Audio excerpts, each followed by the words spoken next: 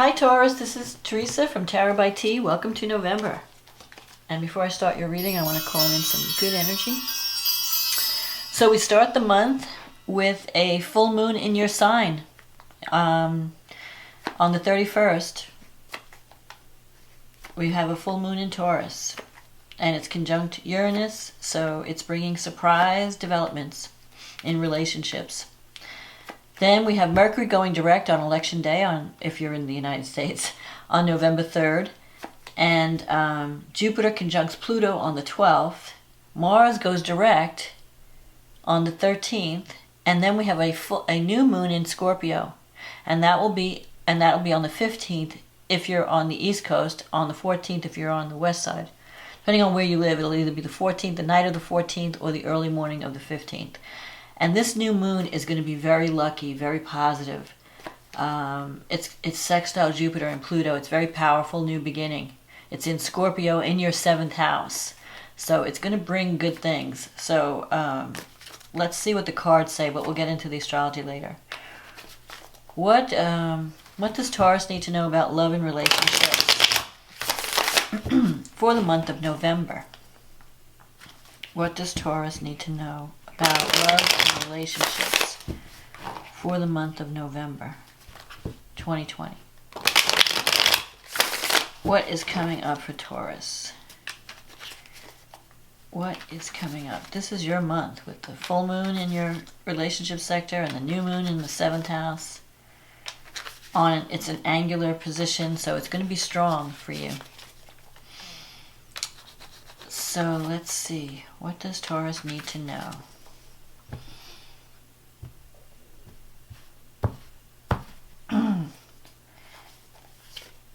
The Six of Wands, the Temperance, the Two of Wands, the Knight of Swords, the Three of Cups, the Seven of Cups, the High Priestess, the King of Pentacles, the Nine of Swords, the Judgment, and the card on the bottom, the Eight of Cups. Okay, so you're starting out the month with the Six of Wands. This is a card of victory and success. You're being seen as someone who's really good at what you do. You could start the month off with some type of career success, some type of victory. And there may be jealousy around this victory. People are not going to be happy, but it doesn't matter. Just enjoy it. Temperance it's a card of balance. You may have been working really hard lately and you need work-life balance with the Temperance card. In a relationship situation, you could be connecting with someone who is very compatible with you. You're very different, but you're learning how to compromise. You're learning how to work with others. And maybe that's what's leading to your success. You're learning how to meet people halfway, meet people in the middle. And not being, stubborn. Being less stubborn, because Taurus can be stubborn. I know, I'm a Taurus. So we have the Two of Wands in the past. I'm seeing a lot of wands in this reading, so I'm wondering, this is a potential partnership. It's like you're waiting for things to happen, like nothing's been happening. The Knight of Swords energy, you could have had a relationship with someone who was kind of on the selfish side, a little bit insensitive. And I feel like this energy is going to be fading. If you were dealing with someone that was very impulsive, doing things without thinking, only thinking of themselves, not considering how their actions affect others, this is a card of like quick departure, quick arrival, quick departure. So it could have been a relationship that pops up suddenly and then leaves just as suddenly. And I'm seeing the Three of Cups here, so there could have been some kind of third-party situation where you kind of were interested in someone, but there might have been more than one option for this person, either you or the other person. Because I'm seeing the Seven of Cups here in the future. It's like you're trying to figure out what you want, but you haven't really taken action toward anything that you want. So you have more than one option. I feel like you have more than one option in love. And and you're about to achieve a goal that you've wanted. The problem is you're blocking it by confusion. You're blocking it by not really focusing. Because the Seven of Cups is like thinking about, it's like being stuck in the choices. Thinking about what you want to do, but not taking action to go in that direction. Like you just, well, I'm not really happy, but I don't know what I want, or maybe I want to do this, or maybe I want to do that, or maybe I want to date this person, or maybe I'm interested in that person. It's like you're kind of like not really, you're not zeroing in on what you really need or what you really want. You're just kind of waiting, maybe for something to happen to help you make a decision. Well, the Seven of Cups, you have to make a choice. You have to stop wasting, you're scattering your energy. So there could be like that you've been trying, like in the middle between two people. But I feel like you're going to be leaving somebody behind. This Knight of Swords energy is fading. And you could be connecting with this King of Pentacles. This is in your environment. And you have the High Priestess here in your negative thinking sector or your psychological sector. So you have to trust your intuition. If you're getting impressions, if you're getting feelings, you may not see anything in the physical world that's giving you clues. So you have to trust your inner guidance. You have to take time out to meditate and really think, like, what do I really want? And trust your feelings. Maybe you're getting certain intuitive feelings about something and it doesn't make sense to anyone else but you. But trust your feelings. Now, the King of Pentacles, this could be someone who is an earth sign, Capricorn, Taurus, Virgo.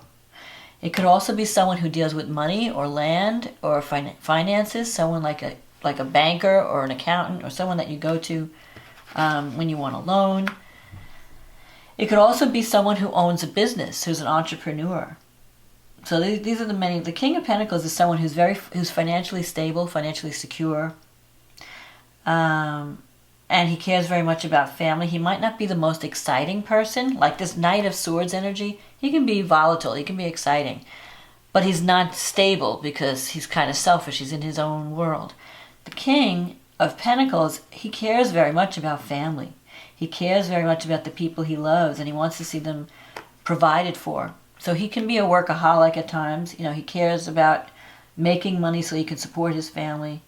This could be someone that's coming in, and it could be somebody you already know because he's a king.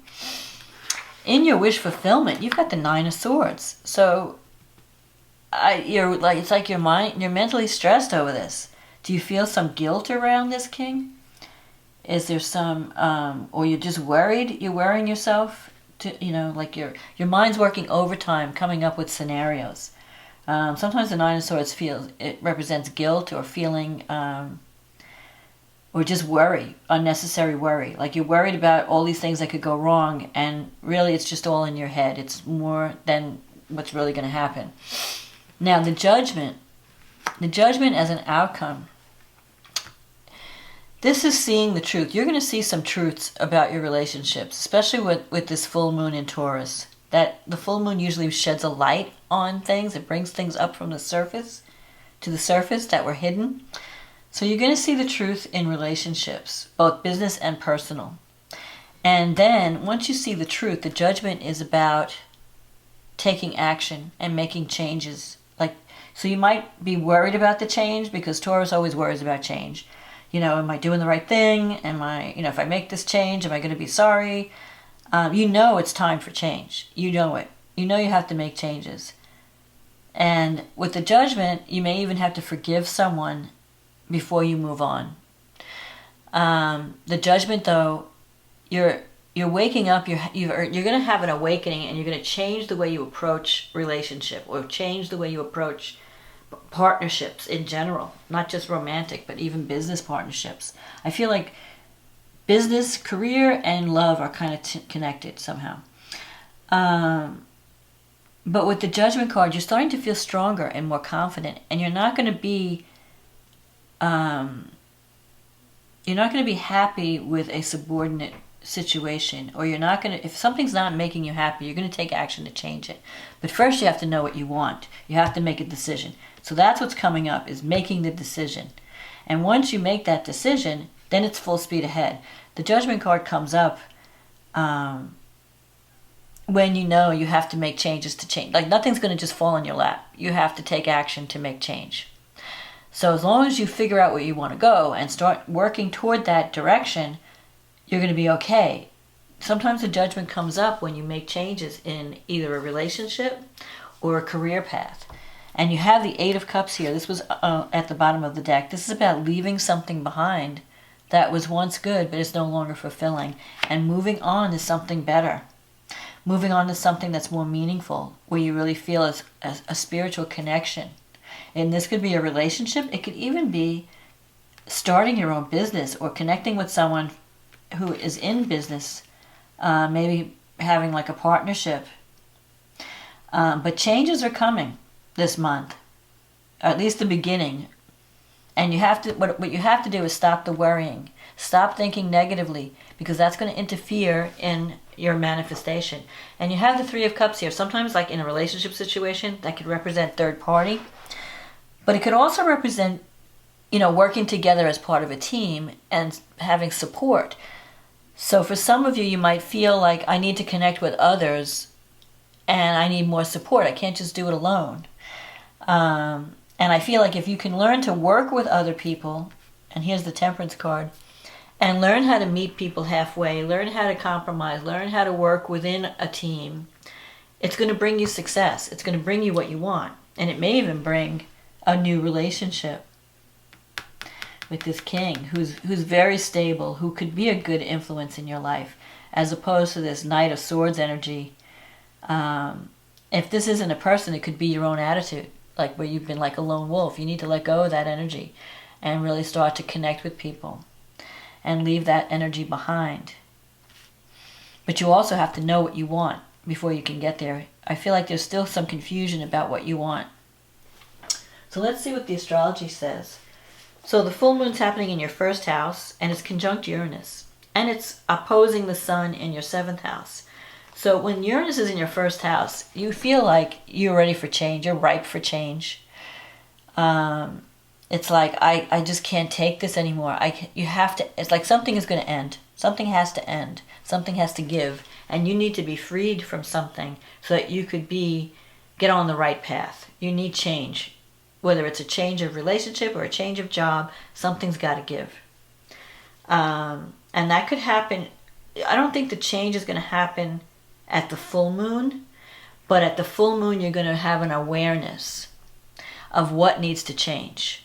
And then the changes will happen probably more next year when Mars moves into Taurus, and you may start the change, and where you have the new moon in Taurus, which will come up in the spring.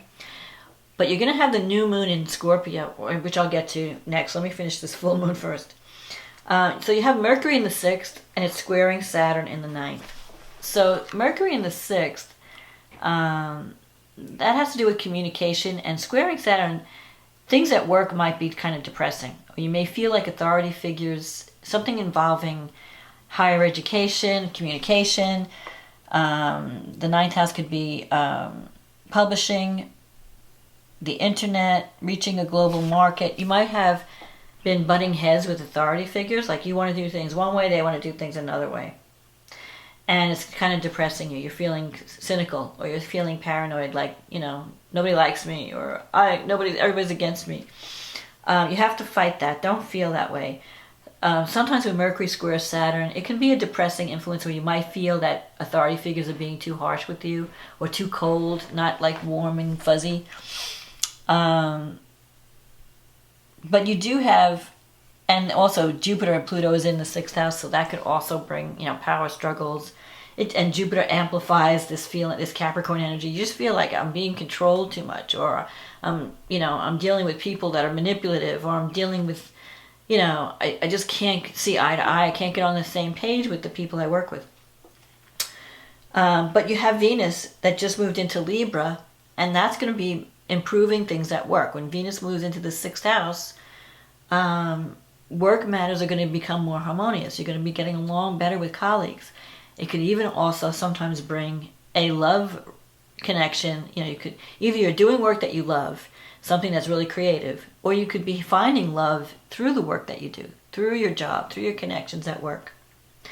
Venus is opposing Chiron at this full moon. So there could be some wound that comes up that you have to deal with around work and around,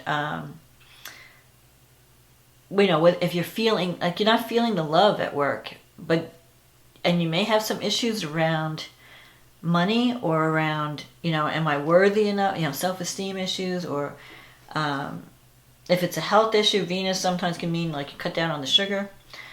But I feel like there's some kind of wound that you have to see. What is my wound?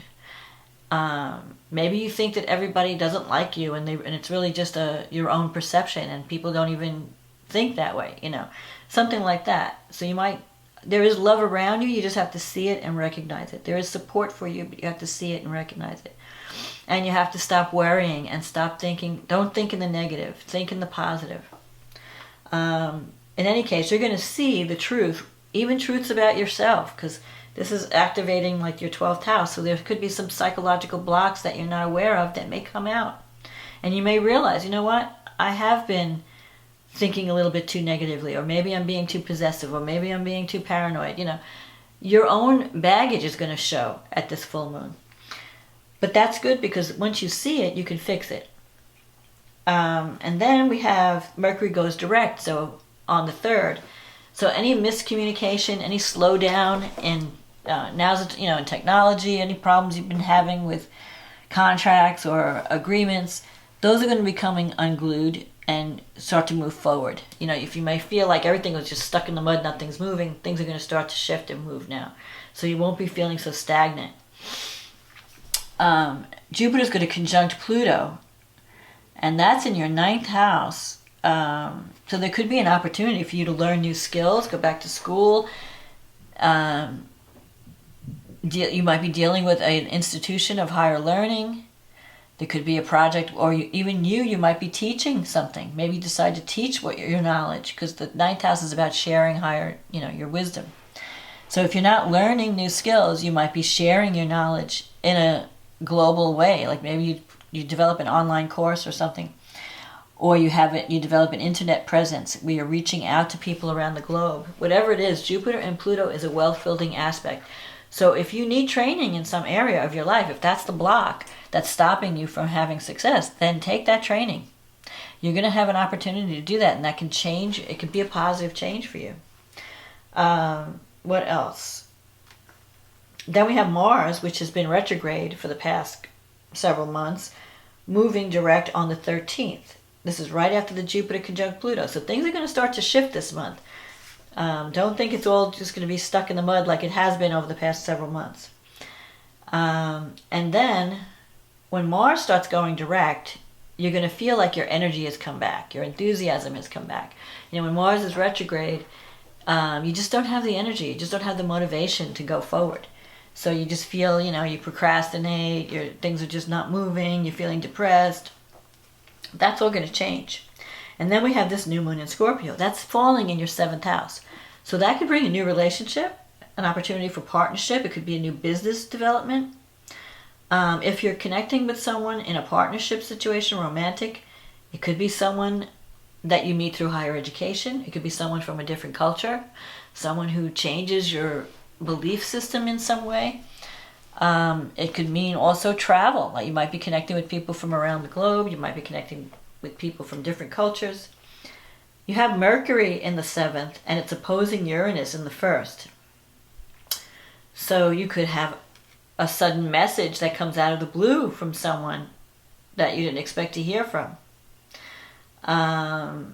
Venus is in your 6th house. I still feel that there could be you might hear from someone from a distance. It could, and with Pluto in the 9th house, and Venus is squaring Pluto, there could be some strong attraction. You could be attracted to someone who can be there could be some power struggles, there could be manipulation. You might feel even a sense of, sometimes Venus square Pluto can bring betrayal, where you feel betrayed by someone. But there are powerful emotions involved when Venus and Pluto come together. And one of the things you have to not do is try to manipulate to get your way in a relationship. That's the thing that, either you have to make sure you're not doing it and make sure you're not letting someone else do it to you. Don't have your buttons pushed or be manipulated, because that can happen now, especially through like a work situation. Just be careful, because there are powerful emotions. You might be dealing with people in a position of power, and you have to learn how to deal with, not only wield your own power, but deal with other people's power struggles or power ways of dealing with power. Like you might feel manipulated, or you might feel like, well, I have to handle this person carefully because they're very powerful. Or I don't know, they could be vindictive, so you have to kind of balance that power, learn how to compromise, learn how to, work that energy. So there could be some surprises this month around relationships. I think that's where most of the surprises are going to show up.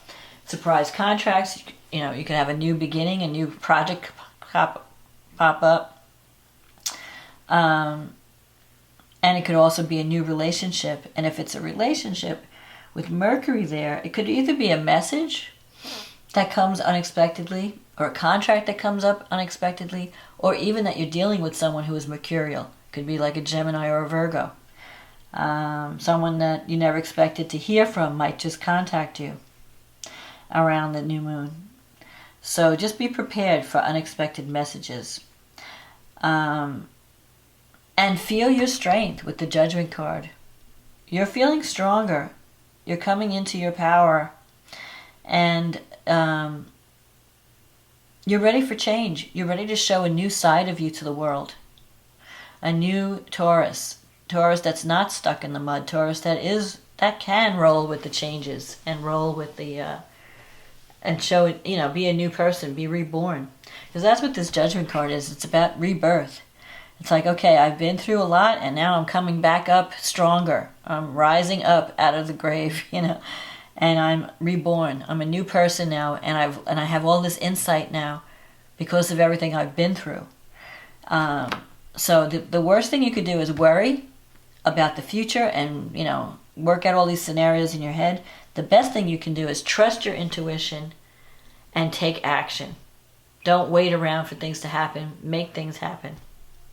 And if something needs to be left behind, leave it behind and move on to something better, something more fulfilling. Choose one. Choose one of your options and stick with it. And you can be very successful. So that's my reading, Taurus, for November. I think you're going to like November. I think it's going to represent a lot of change, but I think it'll get you on the right path. You'll be going in a good direction. So if you like this reading, click on the like button, click on the subscribe button. Thank you for everyone who has been supporting this channel. I love reading all your comments, and I love working with all of you. And if you'd like a private reading, click on the link in the description box, and you can order a reading, and we can be working together on your specific issues. Because this is a general reading. It may not apply to everyone. But when I do a reading for you, it'll be specifically based on your questions, your issues, and we can zero in on that. So I hope you enjoyed this reading, Taurus. Have a wonderful November, and I'll talk to you again next month. Okay, bye now.